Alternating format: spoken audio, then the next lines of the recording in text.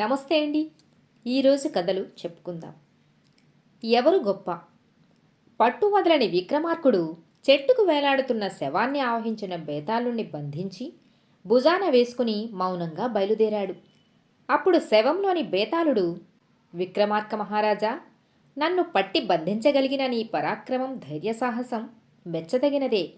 మన ప్రయాణంలో అలసట తెలియకుండా నీకో కథ చెబుతాను. సావధానంగా విని నా ప్రశ్నకు సమాధానం చెప్పు అన్నాడు. పూర్వం అంగదేశంలో వృక్షకటకం అనే నగరంలోని అగ్రహారంలో విష్ణుశర్మ అనే పండితుడు ఉన్నాడు. అతనికి శివశంఖుడు, విష్ణుశంఖుడు, బ్రహ్మశంఖుడు అనే ముగ్గురు కుమారులు ఉన్నారు.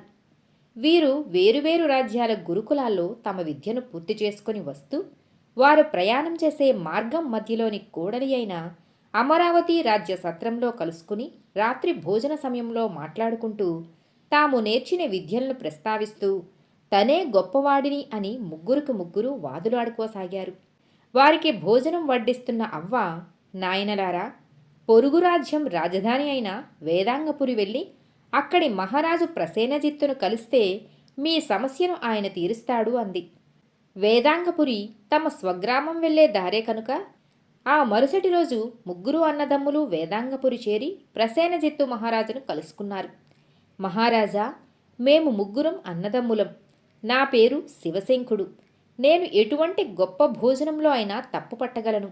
ఇతను నా పెద్ద తమ్ముడు విష్ణుశంఖుడు. ఎంతటి అందగత్తెలోనైనా లోపాన్ని చూపించగలడు.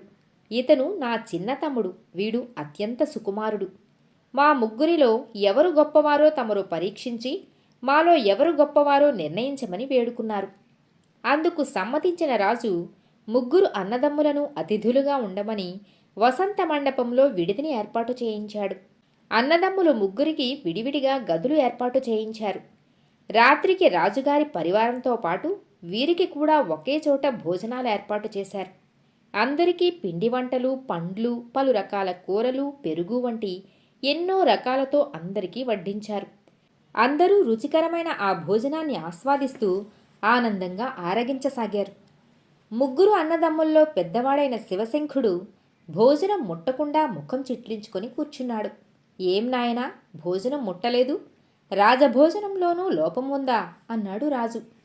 మన్నించండి మహారాజా, పదార్థాలలో ఎటువంటి లోపమూ లేదు. కానీ అన్నం వండిన బియ్యం శ్మశానంలో పండినవి. అందుచేత ఈ అన్నం నాకు శవాలు కాలుతున్న వాసన వస్తోంది అన్నాడు. అక్కడ ఉన్నవారంతా తాము భుజిస్తున్న అన్నాన్ని పిడికెడు తీసుకుని వాసన చూసినప్పటికీ రాజుగారితో సహా ఎవ్వరికీ ఎటువంటి వాసన రాలేదు. పండ్లు, పిండి వంటలతో తన భోజనం ముగించాడు శివశంఖుడు. మరుసటి రోజు మహారాజు ఆ ధాన్యం ఎక్కడ పండించారో విచారించగా ఆ రైతు శ్మశాన భూమి కొంత కలుపుకొని ధాన్యం పండించాను అని శివశంఖుడు నిజమేనని తెలిసింది. మరుసటి రోజు విష్ణుశంఖుని విద్యను పరీక్షింపదలిచి అందాల రాశి అయిన తన కుమార్తెను చక్కగా ముస్తాబు చేసి సుగంధ పరిమళ ద్రవ్యాలు ఆమెపై చిలకరించి మధుర ఫలాలు బంగారు పళ్ళెంలో పెట్టుకుని దాసీ జనంతో విష్ణుశంఖుని గదిలోనికి వెళ్ళింది. ఆమె చేరువుగా రాగానే, ఈమెను ఇక్కడి నుంచి వెళ్ళమనండి. ఈమె నుండి వచ్చే దుర్వాసన భరింపలేకున్నాను అన్నాడు. అక్కడకు వచ్చిన రాజు, నాయనా, పన్నీటిలో స్నానం చేసి పునుగు, కస్తూరి వంటి పరిమళ సుగంధాలు చిలకరించుకుని వచ్చిన నా కుమార్తె నుండి నీకు దుర్వాసన రావటం ఆశ్చర్యం కలిగిస్తుంది. అది ఎలాగో వివరించు అన్నాడు. మహారాజా, మీ అమ్మాయి నుండి గొర్రెపాల వాసన వస్తుంది అన్నాడు. ఆ విషయం విచారించగా రాజకుమార్తెకు ఒకరోజు ఆవు పాలు అందుబాటులో లేక గొర్రెపాలు తాపించినట్లు మహారాణి అంగీకరించారు. అదే రోజు రాత్రి బ్రహ్మశంఖుని కూడా పరీక్షింపదలచిన రాజుగారు ఒక మంచంపై 6 పరుపులు సుతిమెత్తనివి అమర్చి ఆ మంచంపై నిద్రించమన్నాడు. ఆ పరుపులపై పడుకున్న బ్రహ్మశంఖునికి నిద్ర పట్టక పరుపుపై పొర్లసాగాడు. చెలికత్తెల ద్వారా విషయం తెలుసుకున్న రాజుగారు అక్కడికి వచ్చి, ఏం నాయనా, నిద్ర పట్టటం లేదా అన్నాడు. ఈ పరుపు కింద ఏదో బలమైన వస్తువే ఉంది. అది నా వీపుకు ఒత్తిడి కావటంతో నాకు నిద్ర రావటం లేదు అన్నాడు. భటులను పిలిపించి 6 పరుపులు వెతికించగా 4వ పరుపు కింద ఆడవారి తల వెంట్రుక ఒకటి కనిపించింది. దాన్ని తొలగించటంతో హాయిగా నిద్రపోయాడు బ్రహ్మశంఖుడు. 4 పరుపుల క్రింద ఉన్న వెంట్రుక ఒత్తుకుని నిద్ర పట్టకపోవటం చూసి రాజు ఎంతో ఆశ్చర్యపోయాడు. విక్రమార్క మహారాజా, ఈ ముగ్గురులో ఎవరు గొప్పవారు అన్నాడు బేతాళుడు. అందరిలో చిన్నవాడు బ్రహ్మశంకుడే అన్నాడు విక్రమార్కుడు. మౌనభంగం కలగటంతో శవంతో సహా రివ్వున ఎగిరిపోయాడు బేతాళుడు. పట్టువదలని విక్రమార్కుడు బేతాళుని కొరకు మరలా వెనుతిరిగాడు.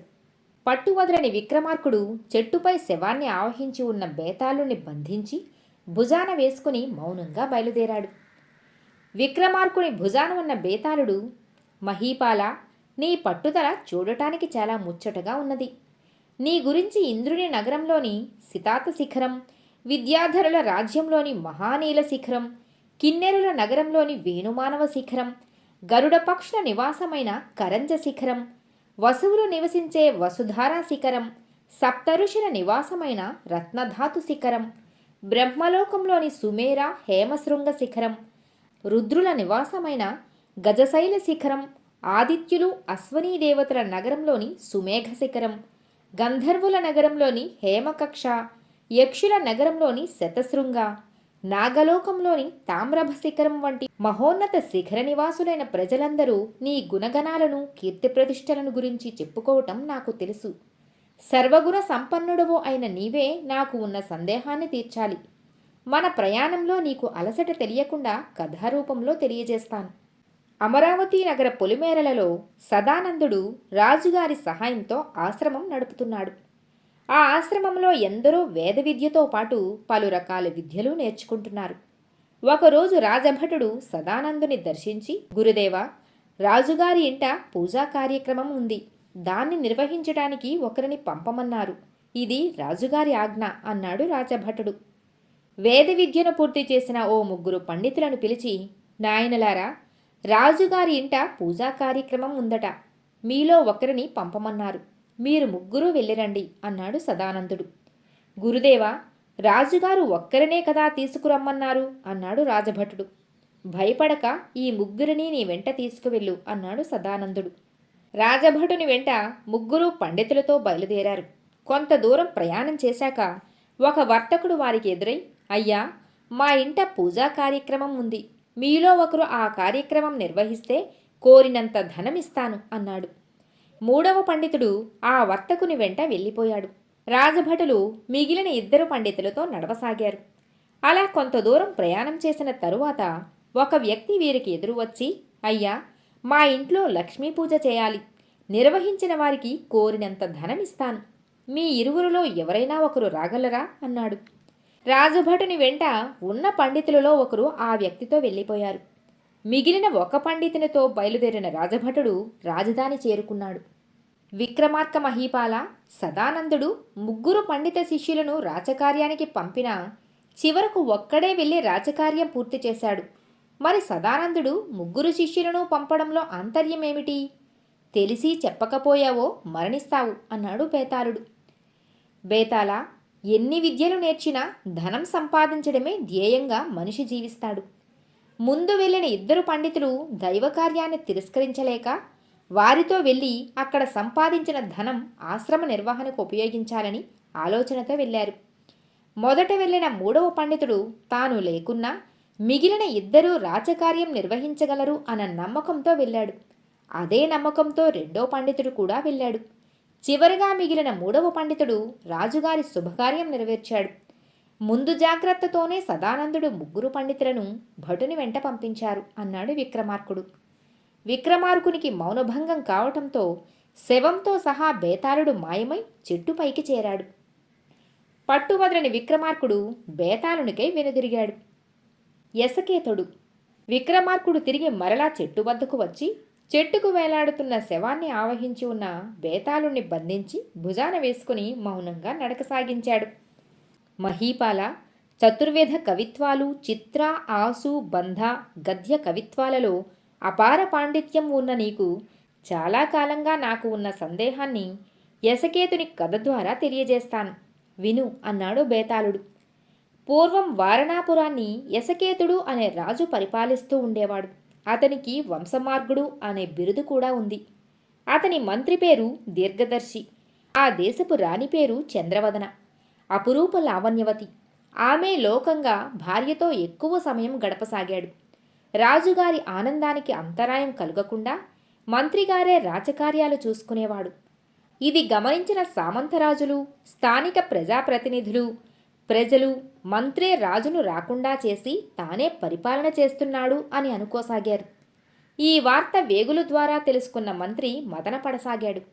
అతని బాధను గమనించిన అతని భార్య మేధావతి, నాదా, ఈ నింద మాపుకోవాలి అంటే రాజ్యభారానికి కొంతకాలం దూరంగా ఉండండి అంది అని సలహా ఇచ్చింది. ఆమె సలహా పాటించి రాజ్యాన్ని దిగువ అధికారులకు అప్పగించి తాను కుంతల రాజ్యం చేరుకుని తన బాల్య స్నేహితుడైన శంభుని ఇంట ఉండిపోయాడు మంత్రి. సుగంధ ద్రవ్యాల వ్యాపారి అయిన శంభుడు తనతో పాటు దీర్ఘదర్శిని కూడా తన ఓడలో తోడు తీసుకుని బయలుదేరాడు. 2 రోజుల ప్రయాణం అనంతరం పెనుగాలులతో వర్షం కురవటంతో ఓడ దారి తప్పి ఓ సుందరమైన ద్వీపం చేరుకుంది. ఆ ద్వీపంలోని అద్భుత రాజమందిరం ముందు ఉన్న ఉద్యానవనంలో ఊయలలూగుతూ అందమైన ఒక యువతి కనిపించింది. మరెక్కడా మానవ మాతృలు ఆ ద్వీపంలో కనిపించలేదు. వెంటనే వారణాపురం చేరుకుని తనపై ఉన్న అపవాదును తొలగించుకోవటానికి వెళ్ళానని తన మిత్రుడి శంభునితో ప్రయాణ విశేషాలు రాజుగారికి విన్నవించాడు. మంత్రి మాటలు విన్న రాజు, ఆ సుందర ద్వీపం నేను చూడాలి, రేపే మన ప్రయాణం అన్నాడు యశకేతుడు. మరుసటి రోజు మంత్రితో బయలుదేరిన రాజు కొద్ది రోజుల అనంతరం ఆ సుందర ద్వీపాన్ని చేరుకుని ఆ భవనంలోని ఉన్న యువతిని చూసి, సుందరి, ఎవరు నీవు? మానవ సంచారం లేని ఈ ద్వీపంలో ఒంటరిగా ఎందుకు ఉన్నావు అన్నాడు రాజు. అయ్యా, నా పేరు కల్పవల్లి, ఇంద్రసభలో శాపం పొందిన గంధర్వకాంతను. ఒక రాక్షసుడు నన్ను ఈ ద్వీపంలో బంధించాడు. దయచేసి మీరు వెళ్ళిపోండి, మరికొద్దిసేపట్లో ఆ రాక్షసుడు వస్తాడు అంది. అంతలోనే వచ్చిన రాక్షసుని తన కత్తితో ఎదిరించి సంహరించాడు రాజు. అనంతరం కల్పవల్లిని కూడా తన రాజ్యానికి తీసుకుపోయి వివాహం చేసుకున్నాడు ఆ రాజు. మరుసటి రోజు మంత్రి దీర్ఘదర్శి ఆత్మహత్య చేసుకున్నాడు. కథ చెప్పటం ఆపిన బేతాళుడు, మహిపాల, మంత్రి ఎందుకు ఆత్మహత్య చేసుకున్నాడు? తెలిసి చెప్పకపోయావో తల పగిలి మరణిస్తావు అన్నాడు. అందుకు విక్రమార్కుడు, బేతాళ, గతంలో కాంతాదాసుడైన రాజు ప్రజలను పట్టించుకోలేదు. దానికి తోడు ఇప్పుడు కల్పవల్లి జత చేరింది.